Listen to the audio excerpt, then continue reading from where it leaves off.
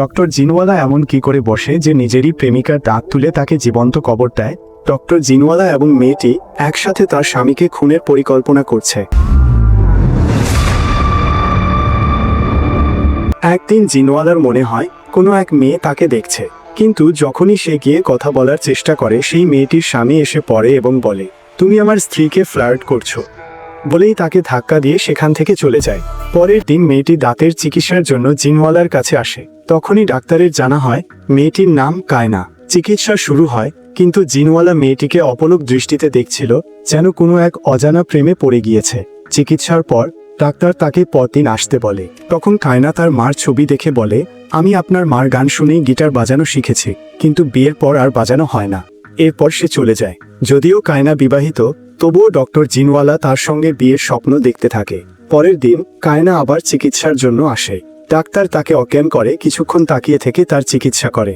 এরপর সে কায়নার অ্যালার্জির বিষয়ে জানতে চায়। কায়না জানায় তার ডিশওয়াশিং লিকুইডে অ্যালার্জিক। ডাক্তার আবারও তাকে পরদিন আসতে বলে।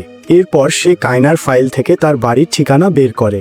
ওদিকে কায়নার স্বামী তাকে বাইরে যাওয়ার কারণ জিজ্ঞেস করে এবং রান্না না করায় মারধর করে। এইসব নিচ থেকে দাঁড়িয়ে দেখে জিনওয়ালা। পরদিন কায়না না আসায় জিনওয়ালা তাকে ফোন করে। কায়না জানায় সে আসতে পারবে না। তখন জিনওয়ালা তাকে পার্কে দেখা করতে বলে। পার্কে দুইজনে দেখা করে আইসক্রিম খায়। জিনওয়ালা জানতে চায় তার স্বামী কেন তাকে মারে। কায়না বলে তার স্বামী চায় না সে বন্ধুদের সঙ্গে মেলামেশা করুক। তখন কায়না বলে ওঠে, ডাক্তার আমি চললাম। জিনওয়ালা জবাবে বলে, তুমি চাইলে আমাকে ফ্রেডি বলে ডাকতে পারো। তখনও সে জানে না সামনে কি অপেক্ষা করছে। পরের দিন জিনওয়ালা কায়নার বাড়ির সামনে গিয়ে স্বামীর বেরিয়ে যাওয়ার পর তাকে আবার ফোন করে দেখা করতে বলে। এভাবে দুইজনের মধ্যে ভালোবাসা তৈরি হয়। একদিন সিনেমা হলে ফ্রেডি কায়নাকে চুমু খায়। কায়নাও তাকে চুমু খেয়ে চলে যায়। এরপর অনেক দিন কায়না যোগাযোগ না করায় জিনওয়ালা তার বাড়ি যায়। দেখে তার স্বামী তাকে খুব মারধর করেছে। কায়না কাঁদতে কাঁদতে জিনওয়ালার গলা জড়িয়ে ধরে। জিনওয়ালা তাকে বিয়ে করার কথা বললে কায়না বলে, আমি একা থাকলে ব্যাপারটা আলাদা হতো। এরপর জিনওয়ালা অনেক ভেবে পার্কে দেখা করার জন্য কায়নাকে ফোন করে। সে কায়নাকে বলে, আমাদের ওরফে রুস্তমকে পথ থেকে সরাতে হবে। কায়না বলে, আমরা এটা করতে পারি না। তখন জিনওয়ালা বলে, তোমার কিছুই করতে হবে না, যা করার আমি করব, এবং কায়না রাজি হয়ে যায়। এরপর জিনওয়ালা অনেক ভাবনা চিন্তা করে একটি বন্দুক কিনে রুস্তমের জগিং করার জায়গায় যায়। কিন্তু হঠাৎ পরিস্থিতিতে সে বন্দুক না চালিয়ে গাড়ি চালিয়ে রুস্তমকে ধাক্কা দেয়। তবুও রুস্তম বেঁচে থাকে, তাই সে গাড়ি ঘুরিয়ে আবারও ধাক্কা দেয় এবং তাকে মেরে ফেলে। এরপর সে ফার্ম হাউসে চলে যায়, সঙ্গে তার প্রিয় কচ্ছপটিকেও নিয়ে। ওদিকে পুলিশ রুস্তমের কেস নিয়ে আলোচনা করছিল, কিন্তু এক সপ্তাহ কেটে যায়। জিনওয়ালা আবার শহরে ফিরে আসে এবং কায়নার বাড়িতে গিয়ে দরজায় বেল দেয়। সে প্রেমের স্বপ্নে বিভোর ছিল, কিন্তু দরজা খোলার পর দেখে একজন অন্য ছেলে বেরিয়ে আসে, কায়নাকে চুমু খায়। তখনই জিনওয়ালার চোখে ধরা পড়ে কায়না তাকে শুধু রুস্তমকে মারার জন্য ব্যবহার করেছে। কায়না তাকে চলে যেতে বলে এবং হুমকি দেয়, যদি না যায় তবে পুলিশকে জানাবে যে রুস্তমকে জিনওয়ালাই মেরেছে এবং তার ফোনে প্রমাণও আছে। নতুন প্রেমিক জিনওয়ালাকে মারধর করে। জিনওয়ালা বাড়ি ফিরে এই বিশ্বাসঘাতকতা নিয়ে গভীর কষ্ট পায়। পরদিন সে রেস্টুরেন্টে গিয়ে কায়না ও তার প্রেমিককে দেখে। প্রেমিক কাছে এসে জিনওয়ালাকে হুমকি দিয়ে বলে, সরি বলো। জিনওয়ালা সরি না বলে পাল্টা হুমকি দেয়। তখন তারা তাকে প্রমাণ দেখিয়ে ধমক দেয় এবং রেস্টুরেন্ট থেকে বের করে দেয়। এবার জিনওয়ালা প্রতিশোধের পরিকল্পনা করে। সে একজন তালাচাবি মিস্ত্রির সঙ্গে দেখা করে। পরদিন সকালে সে কায়নার বাড়িতে যায়, তালা ভেঙে ভেতরে ঢোকে। প্রথমে সে খাবারে ঘুমের ওষুধ মেশায়, এরপর কায়নার অ্যান্টি অ্যালার্জির ওষুধ সরিয়ে রাখে এবং তার শ্যাম্পুর জায়গায় ডিশওয়াশিং লিকুইড মিশিয়ে দেয়। এরপর সে তাদের ল্যাপটপেও কিছু গোপন কাজ করে। তখনই কায়না ও তার প্রেমিক বাড়িতে ফিরে আসে। জিনওয়ালা দ্রুত জানালার বাইরে গিয়ে লুকিয়ে পড়ে। তারা বাথরুমে মুখ ধোয়ার সময় সে দরজা দিয়ে বেরিয়ে যায়। রাত হলে দুইজন গভীর ঘুমে আচ্ছন্ন হয়। তখন জিনওয়ালা ঘরে ঢুকে কায়নার চোখ খুলে ফেসলক দিয়ে তার ফোন আনলক করে প্রমাণ মুছে দেয়। তারপর প্রেমিককে চড় মেরে তার ফিঙ্গারপ্রিন্ট ব্যবহার করে ফোনের সব প্রমাণও মুছে ফেলে। এরপর সে গাড়ির চাবি নিয়ে তাদের গাড়িতে কিছু গোলমাল করে। পরদিন সকালে কায়নার অ্যালার্জি তীব্র আকার ধারণ করে। তারা দ্রুত হাসপাতালে রওনা দেয়, কিন্তু গাড়ির ব্রেক কাজ করে না। এক জায়গায় গিয়ে গাড়ি ধাক্কা খায়, কিন্তু তারা কোনোভাবে বেঁচে হাসপাতাল পৌঁছায়। ওদিকে ডাক্তার খেতে খেতে একটি টিকটিকি দেখে। এরপর তারা দুইজন রেস্টুরেন্টের উদ্দেশ্যে রওনা দেয়। তাদের বেরিয়ে যেতেই জিনওয়ালা তাদের বাড়িতে ঢুকে পড়ে এবং আবার তাদের ল্যাপটপে কিছু কারসাজি করে। ঠিক তখনই কায়নাতের ফোনে একটি ছবি আসে। তা আসে তার প্রেমিকের আইডি থেকে। এরপর তাদের মধ্যে ঝগড়া শুরু হয়। তারা বুঝতে পারে এই সব কিছুর পেছনে জিনওয়ালার হাত আছে। তারা গাড়িতে চড়ে তার বাড়িতে যায়। এদিকে জিনওয়ালা কাউকে ফোন করে। যেই মুহূর্তে তারা জিনওয়ালার বাড়িতে পৌঁছায়, কায়নাতের প্রেমিক তাকে খুব খারাপভাবে মারধর করতে শুরু করে। তার মুখ থেকেও রক্ত বেরিয়ে আসে। ঠিক তখনই দরজার বেল বাজে। কায়নাত দরজার ছিদ্র দিয়ে দেখে পুলিশ দাঁড়িয়ে আছে। সে দরজা খুলে পুলিশকে জানায় জিনওয়ালাই তার স্বামীর খুন করেছে। পুলিশ প্রমাণ চায়। তারা প্রমাণ দেখাতে যায়, কিন্তু কোনো প্রমাণই আর ছিল না, কারণ জিনওয়ালা সেগুলো ডিলিট করে দিয়েছিল। পুলিশ অফিসার কানাসকে বলে জিনওয়ালার বিরুদ্ধে অভিযোগ করো না, কারণ সে সমাজে একজন সম্মানিত ব্যক্তি। এরপর পুলিশ অফিসার জিনওয়ালাকে বলে চাইলে সে অভিযোগ করতে পারে, কিন্তু জিনওয়ালা তাদের বিরুদ্ধে কোনো অভিযোগ করে না। সবাই সেখান থেকে চলে যায়। এবার জিনওয়ালা একা একা হাসতে থাকে, কারণ এখান থেকেই গল্প নতুন মোড় নিতে চলেছে।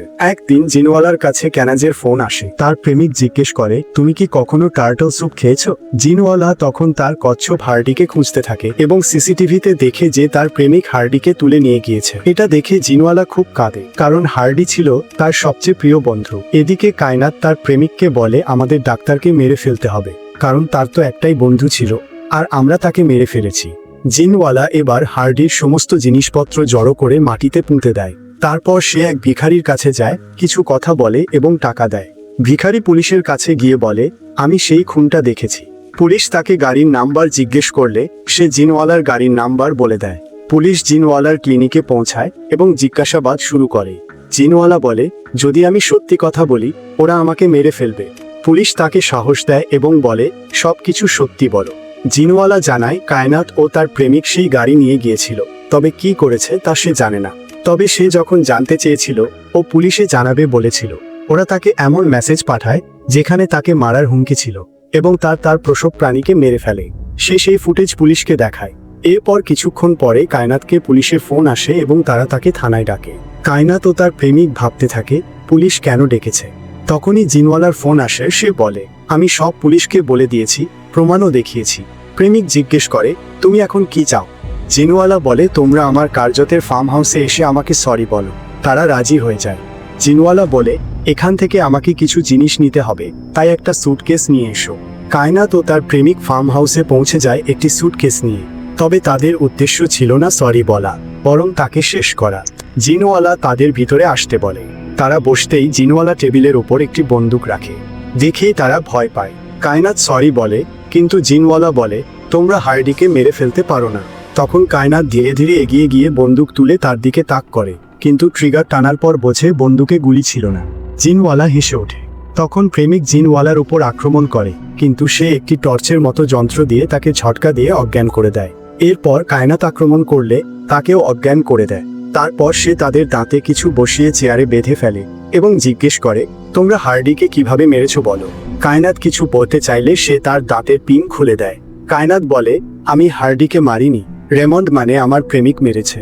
আর আমি জানি তুমি এখনো আমাকে ভালোবাসো, আমরা আবার এক হতে পারি। জিনওয়ালা বলে, ঠিক আছে, আমি তোমাকে একটা সুযোগ দিচ্ছি। সে কায়নাতকে একটি গিটার এনে দেয় ও বলে, তুমি বলেছিলে আমার মায়ের অনুপ্রেরণায় এটা বাজাতে শিখেছিলে, এখন বাজাও, তারপর আমি তোমাদের ছেড়ে দেব। কিন্তু কায়নাত গিটার বাজাতে পারে না। জিনওয়ালা বলে, আবার একটা মিথ্যে। সে আবার তাকে বেঁধে ফেলে ও দাঁতের পিন ঢুকিয়ে দেয়। এদিকে প্রেমিক ভয়ে প্রস্রাব করে ফেলে।